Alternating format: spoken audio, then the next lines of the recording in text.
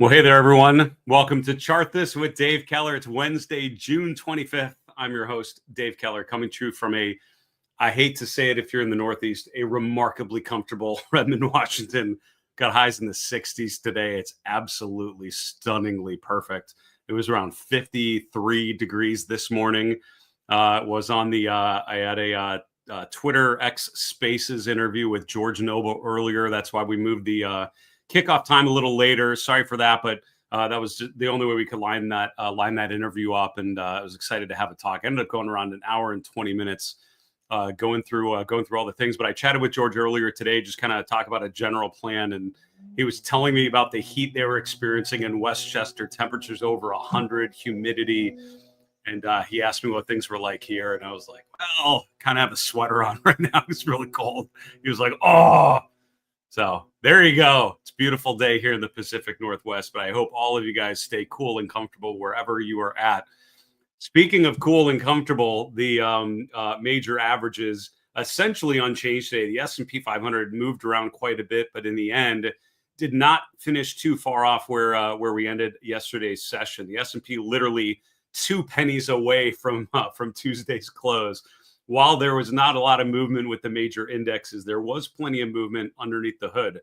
We'll talk about the breadth conditions, not particularly good today after yesterday having a fairly strong breadth on a nice rally day. We'll talk about sector themes kind of continuing to press the themes we've been talking about for a while. The dominance of technology on a relative basis, continuing with tech at the top of the leaderboard. We'll highlight one name. Last chart I'll show you. One name in the financial sector having a gap and run pattern.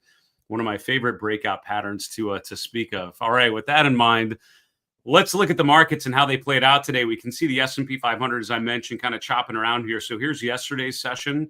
Big rally day, nice uptrend through the course of the day, finishing toward the highs of the day.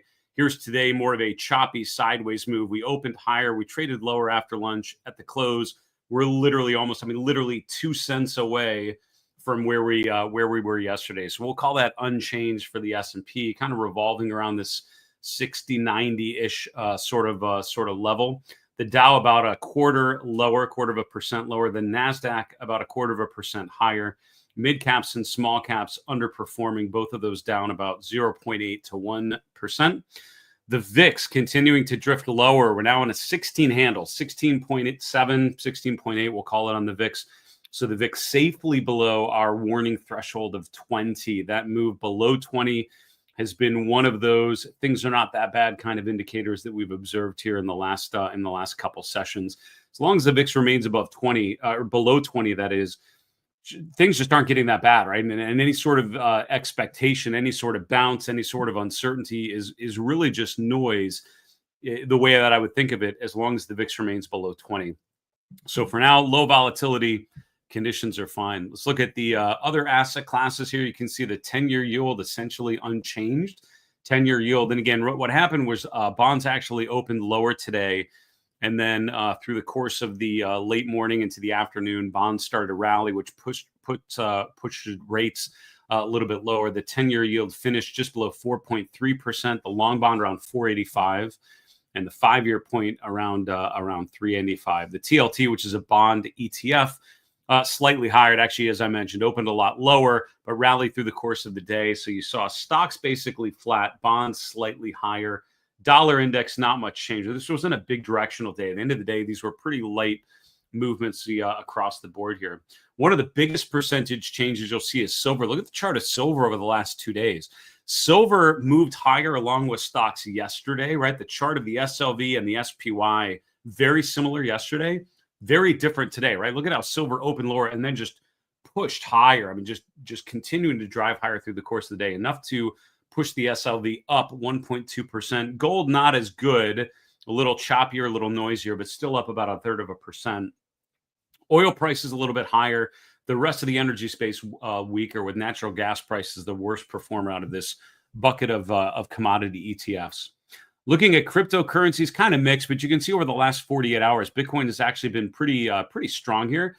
Bitcoin has actually rotated lower here in the afternoon Eastern time, currently trading around 107,000. That's after tagging 108,000 earlier in the day, but still generally trending more in the positive direction.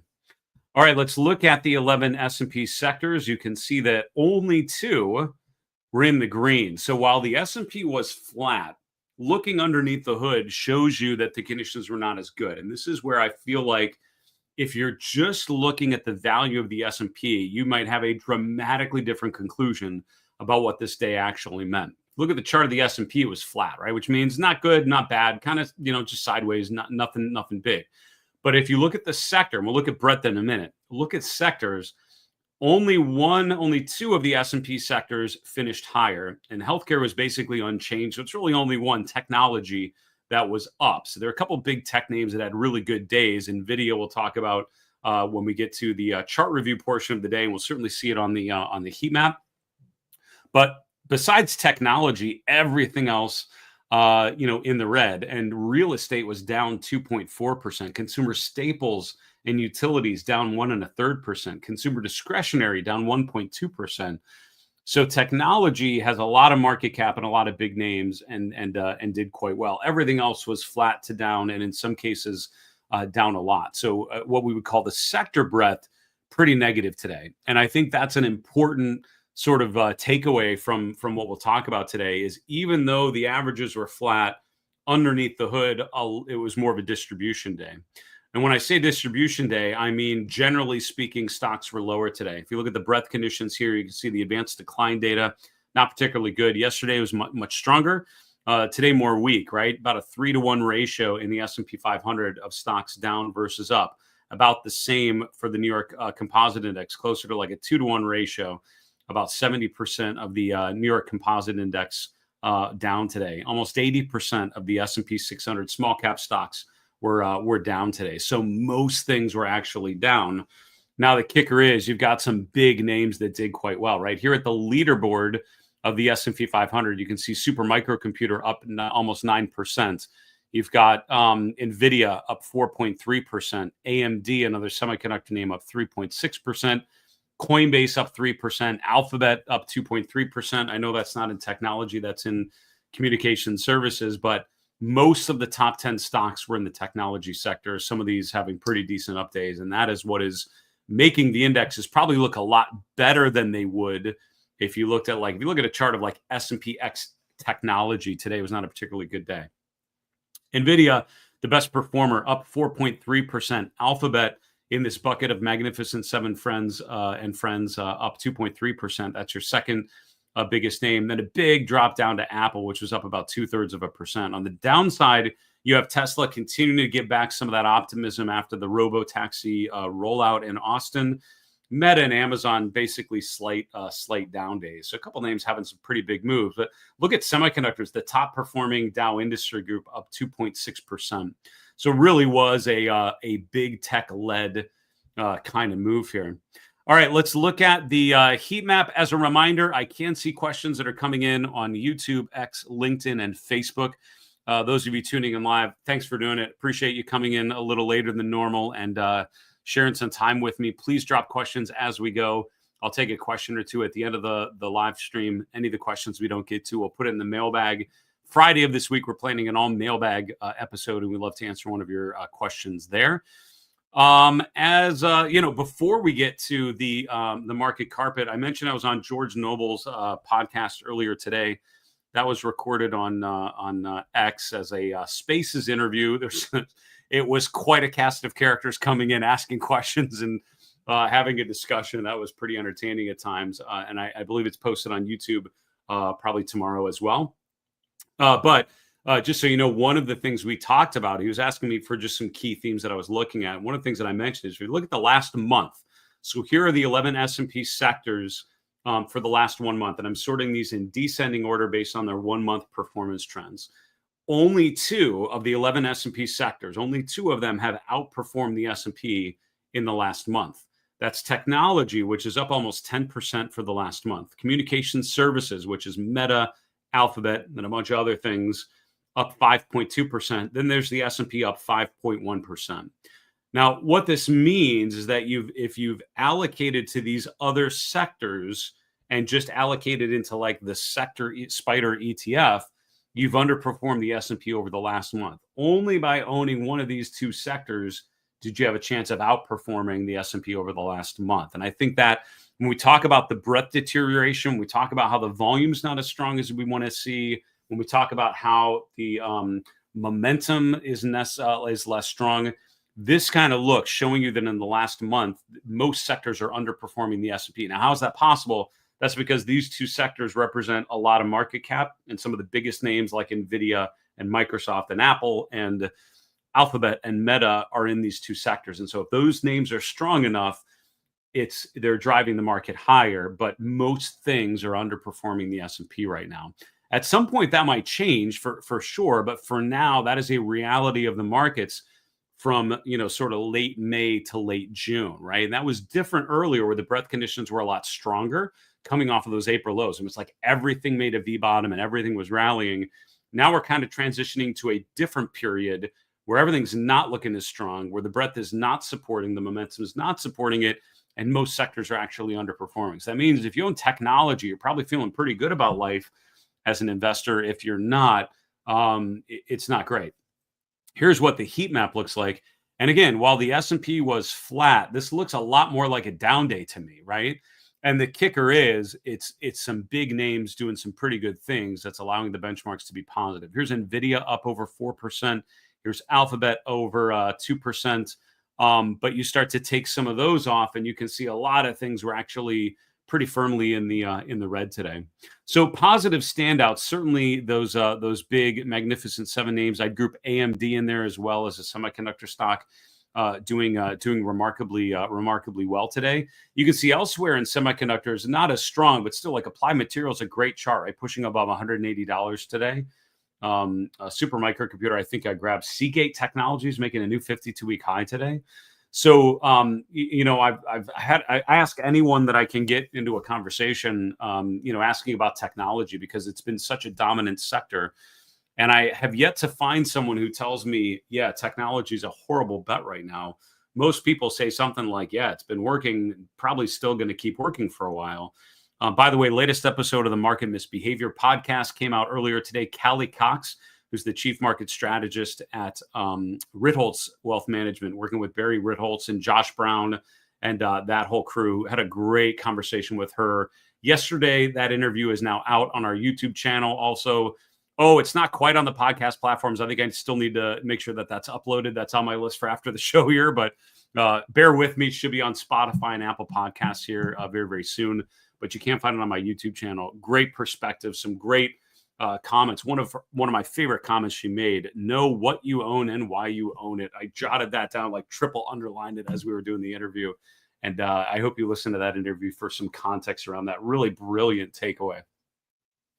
Having said that, technology is still quite strong, and there are names in that group. When you look at sectors making new 52-week highs, technology immediately comes to mind. Now, the counterbalance to that is look at all the red kind of in like the right half of this screen.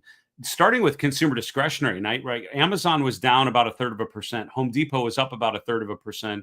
But the average stock in the consumer discretionary sector did not look particularly good today.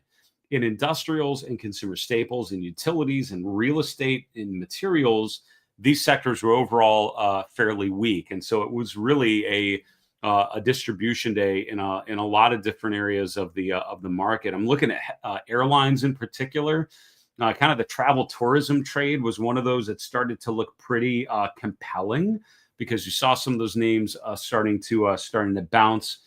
Booking is probably one of the ones that stands out as making a higher low and bouncing off of that here just recently. But airlines in particular are all kind of rolling over today.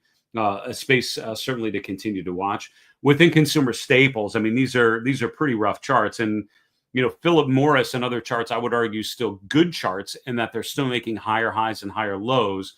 What concerns me about Philip Morris and all these other charts is that they're flashing these pretty major league bearish momentum divergences.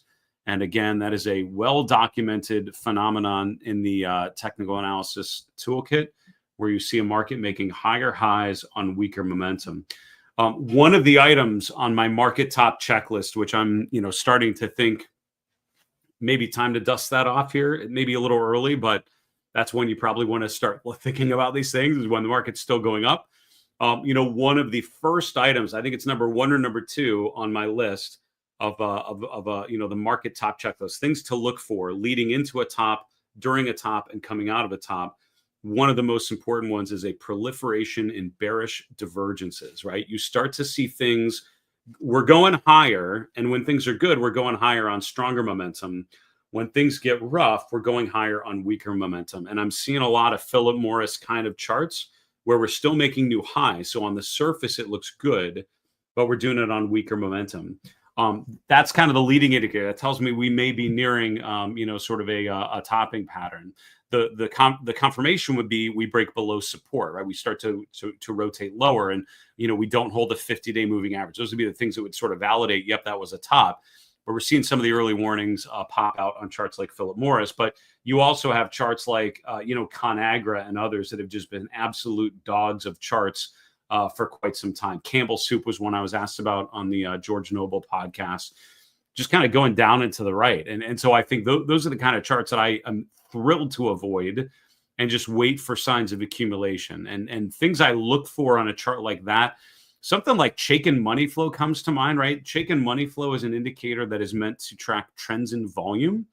And when a chart is negative, the Chaikin money flow, which is the indicator on the bottom, is below zero, because these distribution days where you have down closes, that's negative volume. And so charts like this, I'm happy kind of avoiding until you start to see improvement and you see volume improvement, because that would imply accumulation. Look at all the big down days on heavy volume that we've experienced here. Compare the volume in like late April, May to what we're seeing in June. There's much heavier volume, and most of these are down days. This is big distribution at the moment.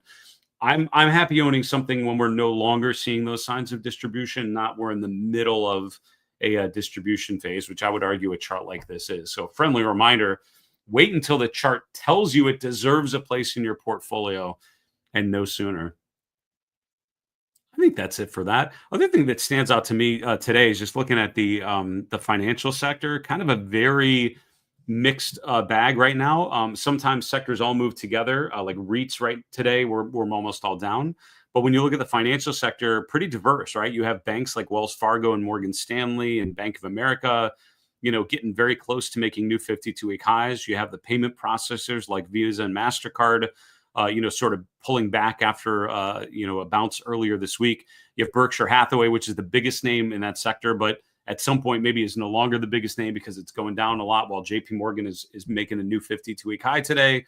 Maybe it takes over Berkshire's place as the largest stock in the XLF, but for now, Berkshire's been in a distribution phase. And some of the insurance names like Progressive actually testing 3-month lows here, very, very close to breaking down. AJ Gallagher, same thing, just recently bouncing off of those lows.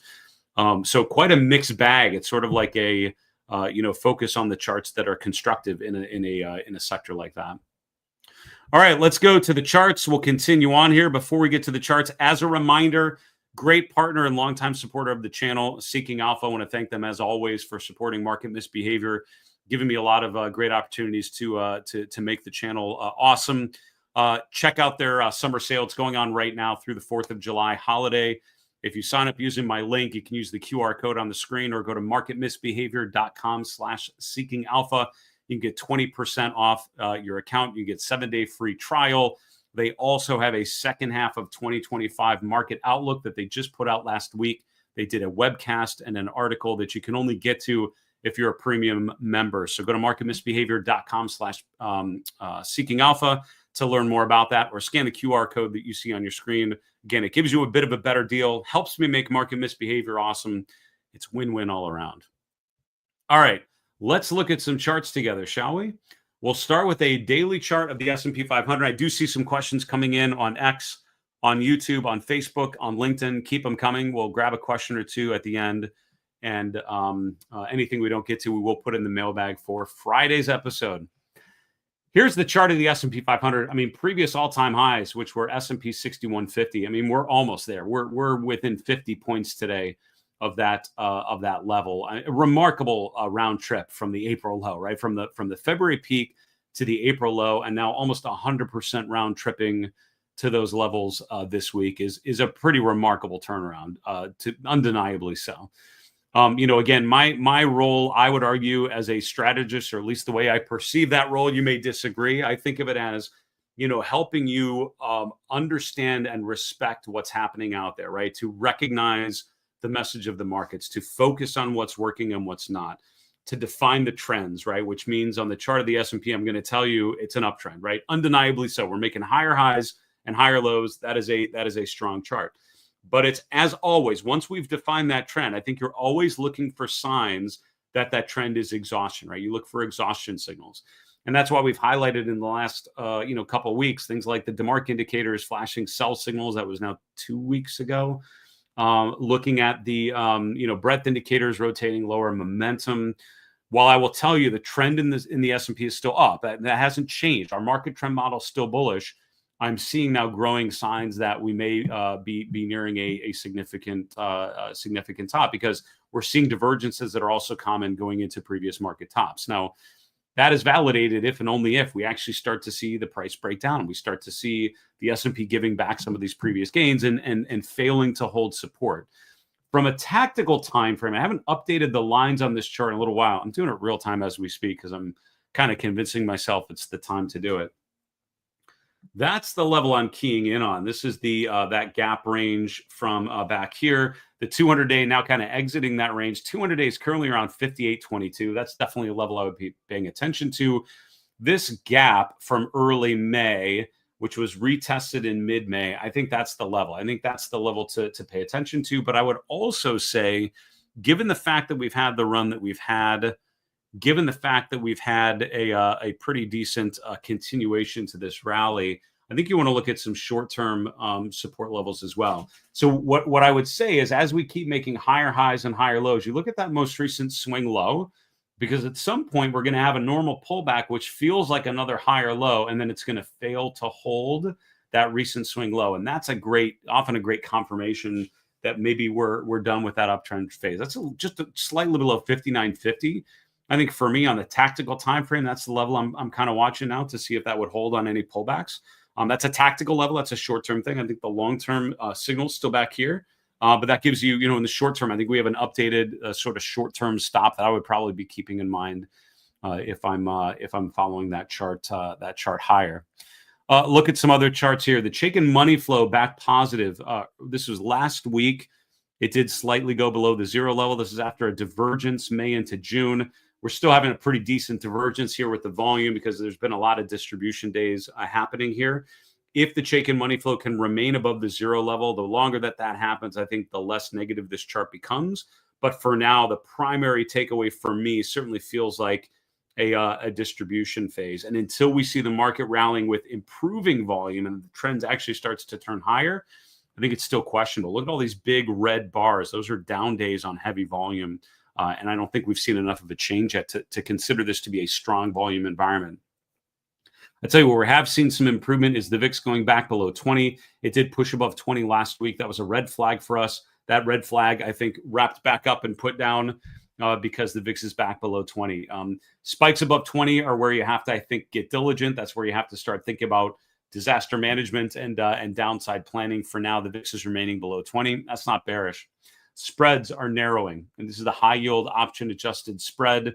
If that doesn't make sense, that sentence that I just used to describe this index, credit spreads are basically where bonds are trading as a spread above a risk-free bond, right? A treasury bond. And this is in percentage terms. And this is looking at high yield bonds. These are junk bonds, or the bonds of risky companies. It's an option adjusted spread, which basically means any call options or anything, you're basically exercising those in terms of valuating bonds on an apples to apples basis. When this spread is narrowing, which means the values are getting lower, and which means the trend is pushing higher on this particular chart, that means bond investors are not seeing a lot of risks. When the high yield spreads start to widen, that means bond investors are seeing elevated risk. And that's when equity markets start to feel the pain. And high yield spreads often will widen or narrow before it's reflected in the equity market. It's not always, but I often think of it as kind of a leading indicator, because bond investors just seem to be so much better at identifying potential risks before they manifest. Having said that, spreads are narrowing. volatility is decreasing. And so the conditions that would tell me to get really nervous as an equity investor are not there.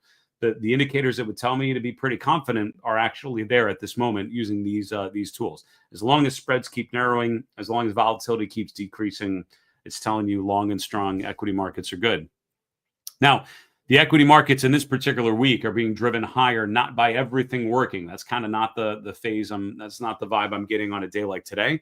It's because some key names are moving higher. Meta recently breaking out of this congestion area. We highlighted this chart on the show yesterday because we finally broken above this consolidation zone. Today kind of gave back about half of yesterday's gains. I think it's an important chart to watch. I think the bull case for the S&P from here most likely has to include charts like Meta continuing higher after this breakout.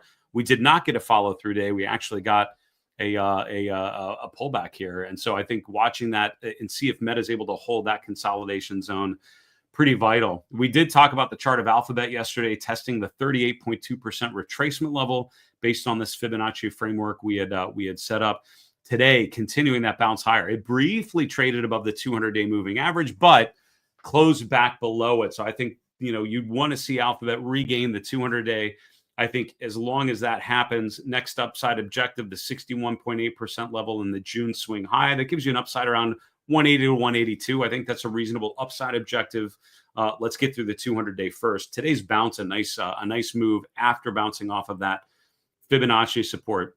NVIDIA making a new closing high today, up over 4%. Semiconductor space has been in fuego. These charts have been remarkably strong. NVIDIA no longer a bearish divergence. And this is what I mentioned when you have bearish divergences, right? When you have higher highs in price on weaker momentum, that resolves in one of two ways. It has to. Either the price rotates lower, the divergence was right, and the weaker momentum drives prices back down, or prices continue higher, the momentum no longer diverges, and we start to see an uptrend reinvigorated with stronger momentum. And the latter is what we're actually seeing here. So it's no longer a divergence because we're making higher highs on stronger momentum again. So I think the chart of NVIDIA and a lot of other semiconductors looking pretty strong right about now. Super microcomputer, SMCI, similar to the chart of Meta, right? Charts like this have been stalling out. SMCI has been sideways for the last 4 or 5 weeks from mid-May, tagging the $47, $48 level, pulling back to around $40. But today, bouncing back to the upper end of this range. I think this is a fantastic chart above $48, which would clear that May peak. Until then, I'm patiently waiting to see if we get that upside follow through. Make note, we highlighted earlier that technology was one of the only 2 sectors outperforming the S&P over the last month. Communication services is the other one. All the other 11 S&P sectors have been underperforming. But let's be clear, when you look at the markets in June of 2025, technology is a serious outlier with how well it's outperformed, right? The names in this space are doing remarkably better than the other 10 sectors. Communication services, while technically higher, is really not much of an outperformer. Over the last 3 months, it's been sideways.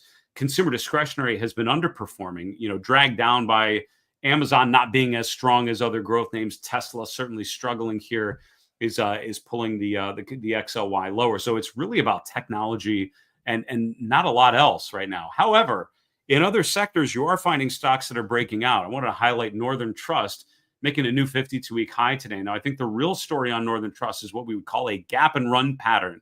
When you have a stock gapping higher, 2 things tend to happen. Either the gap and fail, which is we gap higher, which means from one day, we close this day at 112, we open the next day at like 118.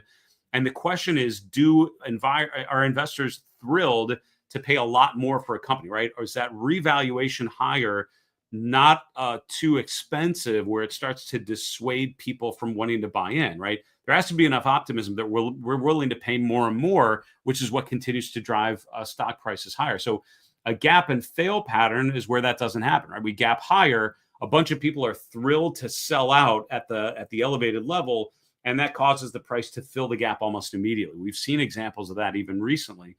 Northern Trust, with today's rally, certainly looks much more like a gap and run pattern, which is where we gap higher and additional buyers are willing to pay more. It's up almost 5% today. I think that's a great breakout above resistance. I think the gap and run is pretty good. And I would be using the upper end of that gap, around 117, 118, as a kind of short-term stop if I had a position in something like that, which I don't at this particular moment. All right, let's take a question or two. Any of the questions we don't get to, we will put it into the mailbag, and we'll spend some time on Friday's show answering them in a little more detail. 3P Investor, thank you as always for watching, my friend. I appreciate it. I also saw you were watching the Twitter space, or the X space. Those spaces are interesting. It really is like just kind of a crazy conversation, and you get to listen in on a really fun phone call with people is the vibe I got from it. A lot of fun, and it was really interesting. George asked some really, really thoughtful questions. I hope you enjoyed it. Talking about history of Fidelity in the chart room and things like that. Talking about sector rotation, you ask, time for a quick look at RRG to see the evidence, or a deep dive into offense versus defense? I'll bite. Let's try it. All right, let's look at the RRG. I actually don't bring up the RRG too much on the show anymore, I'm realizing, as you ask about it. Maybe I should fix that. Here's the weekly RRG. So we'll start with the weekly and we'll look at the daily. The weekly RRG really shows you how technology has come to dominate, right? From the April low to where we're at now. There's the XLK right here. Let's pop it up like this. Look at how the XLK has just rotated higher while everything else has kind of rotated lower. That's the strength in technology. That's what that looks like on the RRG. Industrials had been second best. Now that's starting to rotate lower a little bit. Heading down to the weakening quadrant and heading toward lagging, it's the defensive sectors like REITs, like utilities, and like consumer staples. Healthcare already the worst of the bunch, followed closely behind by energy. Now the daily RRG is more of a tactical read at what's happening. Here we can see energy, which had spiked up aggressively with events in the Middle East, starting to rotate lower this week. The charts of the XLE were juiced with higher crude oil prices, as crude oil prices are coming right back down, as it looks like those events in the Middle East are no longer going to be as much of a threat to crude oil prices as we might have thought. Energy rotating lower. Look at the XLK doing this little like squiggle maneuver right here, and heading back northeast. So by any of these measures, it's technology and then everything else. What I would be keeping an eye on the daily RRG is this sort of bundle back here. This is utilities, consumer staples, and financials. All of these were in the improving quadrant, kind of rotated back down into the lagging quadrant, and now we're starting to rotate back up again. If these continue higher, that would be a big warning sign for me for the broader indexes. Not as much financials, which are traditionally a little more of an offensive sector, but utilities and consumer staples in particular. These are defensive sectors that lag behind, that are now starting to improve a little bit. So offense over defense, I mean, it's still kind of favoring offense, particularly growthy offense, but keep an eye on that for sure. All right. I see a question about relative strength. I'm definitely going to want to answer that on a Friday where we can spend a little more time. Wolf Vokes, thanks for watching on X. You said I wanted to ask you something about the CMT and other professional courses in technical analysis. I've recently decided to pursue trading seriously. Do you think enrolling in the CMT program would help me reach that goal? Yeah, it's it really it's a great question. It depends on what you want to do, to be honest with you. I took the CMT exams kind of in the mid 2000s. I'm so thankful I did, for a number of reasons. Number one, because it forced me to learn about a bunch of things that I didn't know about. It forced me to, sort of confirm, like candlestick charting I'd used a lot because I worked with a lot of hedge fund traders, a lot of desk traders that were looking at short-term stuff. So we used a lot of candlestick analysis. I kind of knew a lot of that. It helped me think about more effective ways to use candlestick charting. So I was thankful for that. It also introduced me to things like point and figure charts, which I'd never used before the CMT, and I used for a bunch afterwards. It taught me about Elliott wave, which I'd never used before and also did not use after. I realized that was not something for me, but I think that's a conclusion you can only draw when you've been forced to, get exposure to a technique and immerse yourself in it and try it, and then make an informed decision as to, is this going to help me answer the questions I'm trying to answer as a trader? So I think for that, the discipline that I learned about how to use technical analysis and get more consistent results as opposed to before the CMT, I would say it was more sporadic and I had much more inconsistent results because I had a much more inconsistent process. It taught me about consistency and about respecting what was in my toolkit and why.